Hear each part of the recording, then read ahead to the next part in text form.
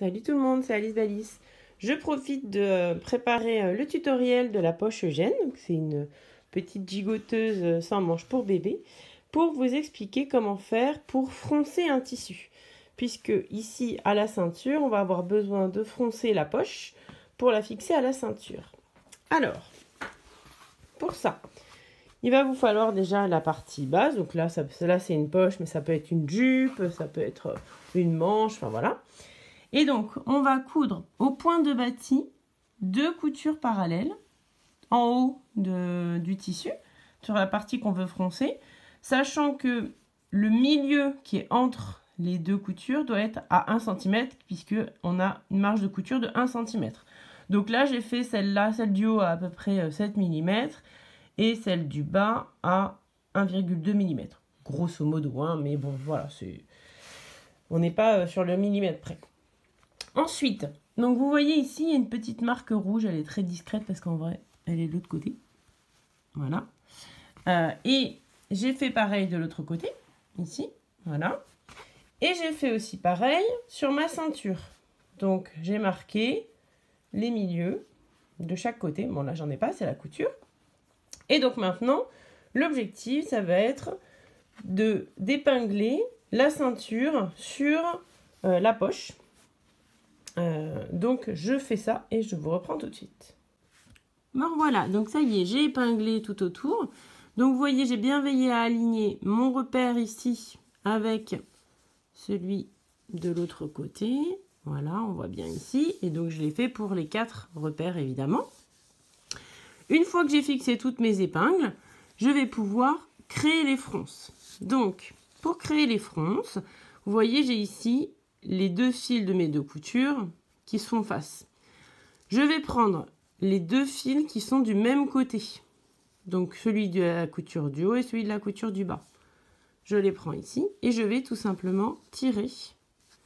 Donc je maintiens mon tissu, je tire et vous voyez que ça y est, on voit les fronces se former. Donc je tire, voilà, les fronces sont en train de se former. Et donc maintenant l'objectif, ça va être d'aider le tissu à se déplacer pour que les fronces se fassent à tous les niveaux. Donc là, je vais tirer sur ces fils-là pour les fronces de gauche. Voilà. Donc là, c'est froncé en haut et en bas. Donc maintenant, je vais répartir à la main les fronces. Je vais tirer un petit peu par ici. Je peux retirer sur mes fils, etc. si j'ai détendu. Une fois que ça me convient, j'épingle. Et je vais faire pareil en face. Et pour faire en face, je vais prendre les 2 autres fils. Donc toujours hop, celui du haut et celui du bas. Voilà. Et je vais donc tirer de la même façon de ce côté. Voilà. Et vous voyez, les fronces sont en train de se former là.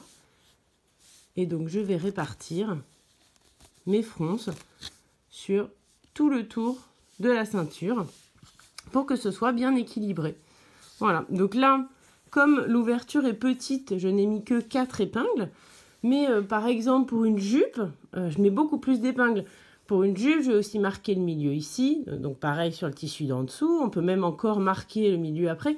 On peut descendre vraiment à un niveau très précis. Ça dépend du type d'ouvrage que vous faites, s'il y a beaucoup de fronces ou pas.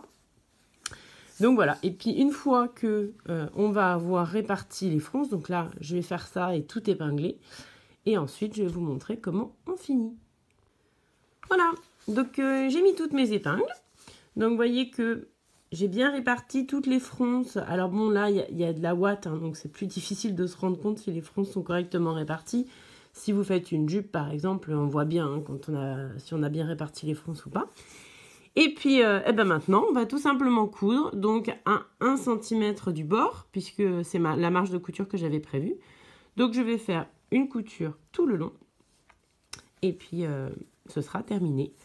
Et on va voir ensuite le résultat. Je reviens.